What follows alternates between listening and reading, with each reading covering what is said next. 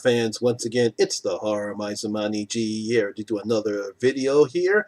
This is going to be an interesting video. This is going to be my list of what I call overrated horror movies. Yes, it's my turn now.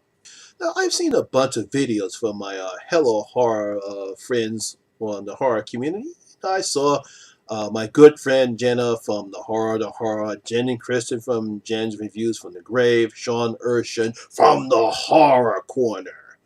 Horrific Nightmares GM, my friend Jason, I think Brad or Bronco Juggalo Talks Movies. It's a lot of people. I think even Lisa Davy from Lisa Loves also put up videos about what they consider overrated horror movies.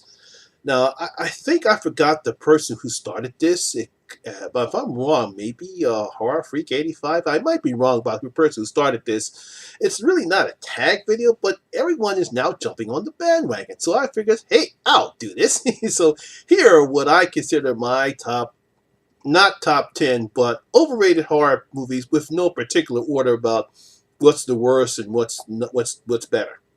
Now, once again, I will give a disclaimer. This is my opinion when I consider what I consider overrated horror movies. I'm not saying that they're bad. I'm not saying that they're terrible. I just think that they are overrated based on my opinion, what I like in horror movies. Now, my list might be similar to some of the others. I might have something different, but do keep in mind that this is just my opinion. So if you want to, so won't get any flack in the comment section. Like, oh, dare you, Monty G, talk this way, blah, blah, blah. This is just my opinion, guys. Come on, let's have fun.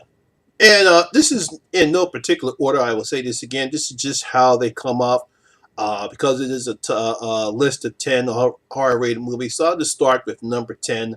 I'm going to go with the Steven Spielberg remake of a classic 1950s film, War of the Worlds. This one starring Tom Cruise. Yeah, I can hear the moans right now. Now, visually speaking, this is a very nice looking picture. You have to give Steven Spielberg credit for how the visuals look. It's just that the story is kind of dull. And again, as I stated before, Tom Cruise is miscast. This is something not his style. He's more of the bubbly, get him guy. This is way before the Mission Impossible films came out. But that's just who he is. And he just miscast. You don't believe him as a struggling father. And like I said, if you didn't have that particular story, this might have been a better movie. But some people who did enjoy it, no, it's just overrated. It's okay film.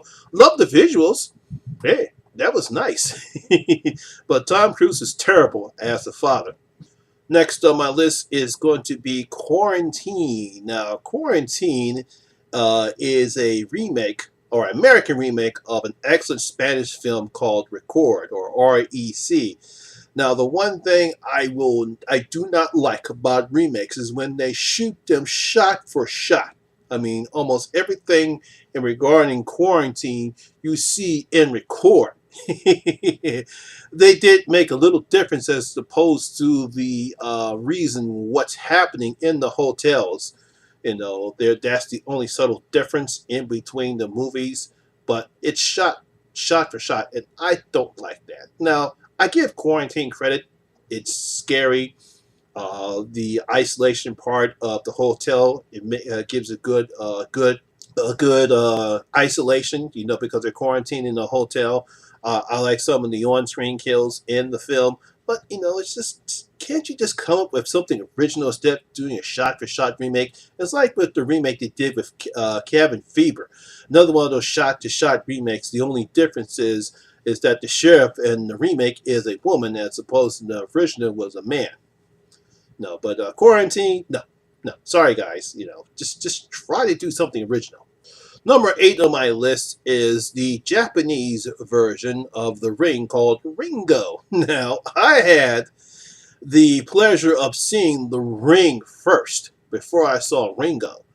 And we all know how good The Ring was. Everyone loved the picture. Some people call it overrated, but no, that's their opinion. I have nothing against that one. Unfortunately, when I saw Ringo, probably a few months later, I'm like, this is supposed to be good. I didn't get anything out of that. I'm glad the American version was better. I mean, don't get me wrong though. The ghost is still creepy as hell with that rattling sound that she makes, and the kid meows when he sticks out his voice. But I like the American version better.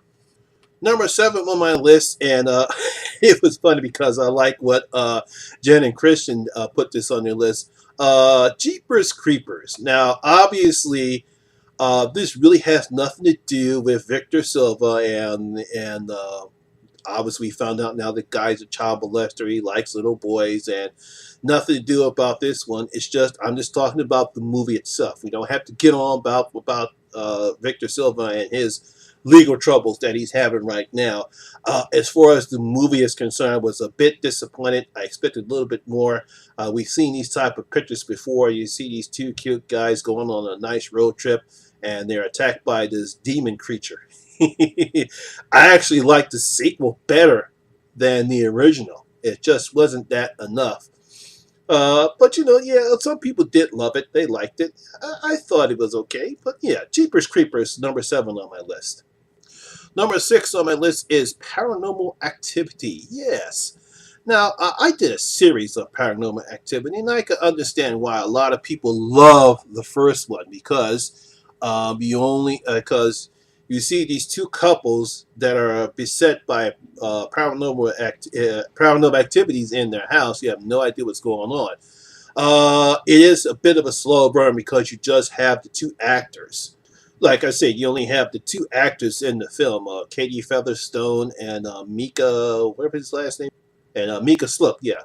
Katie Featherstone and Mika Sloop. You just have those two in the picture, and they have to carry this picture for a good over 90 minutes to 90 to 100 minutes, and they do an okay job. I thought the film was okay. It was nothing home to write out about, but it made a ton of the money, and people were calling it this is the scary movie ever. And I hate when people do that on movies. This is the scariest movie ever. You're really going to get scared when you see this picture. There's really nothing scary about it because it does take some time before something really event happens. But the two actors do a pretty good job. They kind of do hold the picture out. I actually like the second one better than the first one. And the third one was even better than the second one. Yeah, but definitely Paranormal Activity. That's the next one on my list. Coming at number 5 will be World War Z. Oh boy. Some people like this picture. I thought it was okay. You got Brad Pitt going around the world trying to find this cure for a zombie pandemic. It was an interesting way to use zombies in this picture. You really don't see them actually eating people. They kind of like bite people, and they're running around and piling themselves up on other objects so they can get through the wall. It was kind of a weird picture, but I didn't think it's okay. It wasn't the love that it got, and I know they've been trying to get a sequel done for the longest time, but yeah, it's all right, So here we go on the number 5 on the list, World War Z. Coming in at number 4 on my list, the original Amityville Horror. Now, I think Sean put this on his list, and I do agree with him. The film is well acted by I think it's James Brolin and Margot Kidder. They do a pretty good job, but the film is kind of boring. I remember when I first saw it, I'm waiting for stuff to happen, and other than this typical "get out" voice when the priest tries to bless the house, really nothing happens. We get very vague mentions about what really happened in the house. That's why I like 2 better than 1, and I like the remake better than 1 because they actually throw in what really happened to the boys. When their son went in there and killed everybody else and said that, hey, look, voices told me to kill my family. Yeah, so definitely the Amityville Horror, number 4 on my list.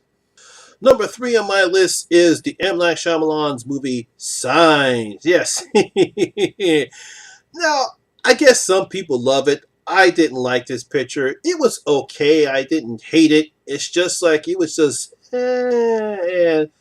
and I can understand them not wanting to see the aliens when we see them walking about, and how they defeat them is kind of lackluster at best.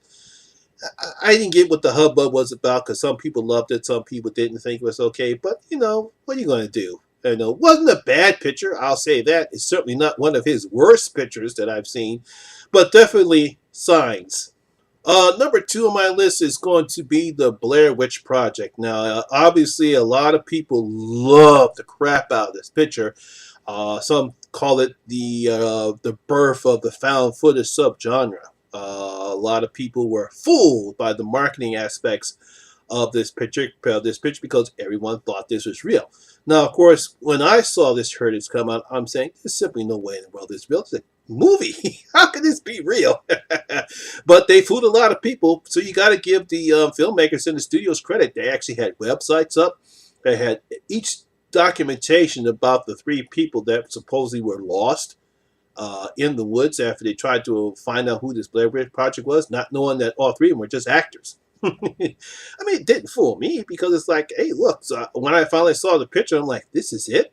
This was everyone's talking about. Again, this is the scariest movie you will ever see. I said, why are you going to say that? It's not. Please stop saying that. Don't say this is the scariest movie ever, because that's the first thing that I'll say. It's not. And most of the time, I'm right. This was not the scariest movie anyway. It made a huge lot of money because, unfortunately, it was very cheap to make. And it made a huge lot of money. I actually kind of like the sequel better than the original. Not the sequel that was released out in theater. There's another version of it that's actually makes the film more cohesive than the mess that was released out in theaters. So if you want to see the sequel, don't see the one that got released out in theaters. There's supposed to be, I think it's an unrated one. Watch that one. Now, I didn't put this on my list as number one on purpose, but my number one overrated horror picture is Better Watch Out. Oh boy, a lot of people love this picture. I get it. This is what you enjoy. I have no problem with you. But when I saw this picture, I was highly disappointed. I liked the concept. It was a pretty interesting concept. You know, you have this little adolescent teenage boy. He's infatuated with his babysitter. He decides to believe that there's some type of crazy serial killer out there. But in fact, now keep in mind, I am going to spoil this picture. So if you haven't seen it, then I suggest that you don't watch what I'm about to say. You can pause it, and but if you want to be spoiled, I'm going to spoil the picture right now. So you've been warned. As I stated before, you know, you have this adolescent boy who's infatuated with his babysitter. When they think that there's some type of strange killer coming out the house, it's really just him. Him and his friends set it up all together so that way he can compulsively save her because he's so infatuated with his babysitter. But that's not the worst part of the picture. Now, obviously, she's pissed that the fact that he would do this. So instead of just apologizing, he knocks her down the steps, ties her up, and for the next, I say, about second or third act, just goes on a little rampage like a little baby. You don't like me. You don't like me. I mean, just terrible. He was annoying. It was exactly Levi Miller. I think the guys who played the kid, I think that's who the name is. If I got it wrong, let me know. I think it's Levi Miller. I don't know if it's the script or how they wanted him to perform, but he was just annoying. He got on my nerves. All he did was whine and cry and whine and cry. And then there's this scene where him and his friend kill, I think, her friend in one scene. He winds up killing his boy when he finds out that he's had enough. He doesn't want to participate anymore, so he kills his best friend. And then, after all this time, he kills her. Or actually tries to kill her. It was just annoying. I didn't like it. It's just that, and for some people love the crap out of this film. I don't know why, but that's their opinion. If they enjoy it, fine. That's their opinion. This is my opinion. I didn't like the movie, and I definitely think this is overrated. It's just, if you want to watch a better horror comedy, watch The Babysitter, which actually I think came out the same time that this did. That's better. That was funny. I like that one. This one, oh boy. What are you going to do? So that's it, people. That is my list of overrated horror movies. Again, this is just my opinion. This is what I consider to be overrated pictures or not. You can agree with me or not agree with me. Yeah, that's what we're here for. Just don't take this seriously now. This is just my opinions of what I consider overrated horror movies. So once again, that's my list of overrated horror pictures. Do you agree with me, or do you have your own? Leave your comments on your comment section below and tell me what you think or your overrated horror movies are. So that's my video for today, guys. Hope you did enjoy it. And if you did, please give it a thumbs up because it does help the channel out a lot. And once again, if this is your first time here, please hit that subscriber button. Ring that notification bell. That way you can come and enjoy the horror experience with me, the Horror Miser Monty G. And as always, all my social media links will be down in the description box below as well. Once again, my name is Lamont Smith, better known as the Horror Miser Monty G. And always remember, horror rules.